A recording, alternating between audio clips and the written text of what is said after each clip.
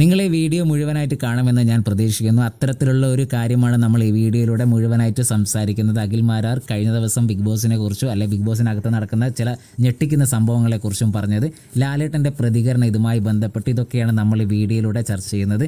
അതുകൊണ്ട് തന്നെ നിങ്ങൾ ഇത് വീഡിയോ മുഴുവനായിട്ട് കാണുമെന്ന് ഞാൻ പ്രതീക്ഷിക്കുന്നു.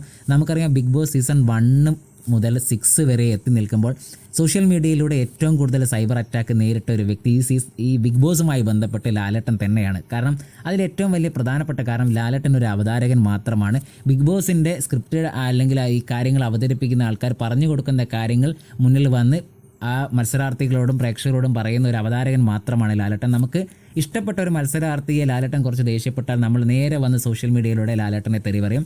നമുക്ക് ഇഷ്ടപ്പെടാത്തൊരു മത്സരാർത്ഥിയെക്കുറിച്ച് ലാലേട്ടൻ നല്ലത് പറഞ്ഞാൽ നമ്മൾ അതിനും ലാലേട്ടനെ തെറി പറയും. ഇതെല്ലാം കേൾക്കുന്ന ലാലേട്ടനാണ്. ഇപ്പോൾ അഖിൽ മാരാരുടെ ഒരു പ്രസ്താവന അല്ലെങ്കിൽ അഖിൽ മാരാർ പറഞ്ഞപ്പോൾ ആ മനുഷ്യനെ വരെ ബിഗ് ബോസിൻ്റെ അണിയറയിലുള്ള 2 പേരെ ചേർന്ന് കോമാളിയാക്കുകയാണ്, വിഡ്ഢിവേഷം കെട്ടിക്കുകയാണ്. പ്രേക്ഷകരുടെ വോട്ട് കൊണ്ടാണ് പ്രേക്ഷകർക്ക് ഒരു പ്രാധാന്യം കൊടുക്കണം. നിങ്ങളുടെ ഇഷ്ടത്തിന് മത്സരാർത്ഥികളെ വിജയിപ്പിക്കുന്ന രീതി അല്ലെ നിങ്ങളുടെ ഇത്തരം രീതികൾ. അഖിൽ മാരാർ പറഞ്ഞ കാര്യം നിങ്ങൾ കേട്ടതായിരിക്കും, ഞാൻ അതുകൊണ്ട് അതിലേക്ക് കടക്കുന്നില്ല.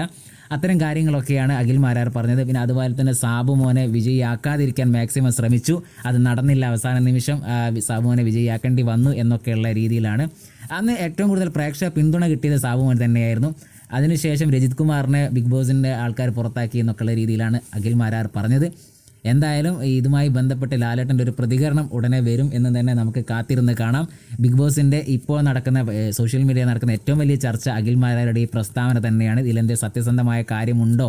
അഖിൽ മാരാർ എല്ലാം മുഖത്ത് നോക്കി വെട്ടിത്തുറന്ന് പറയുന്ന ഒരു മനുഷ്യനാണ്.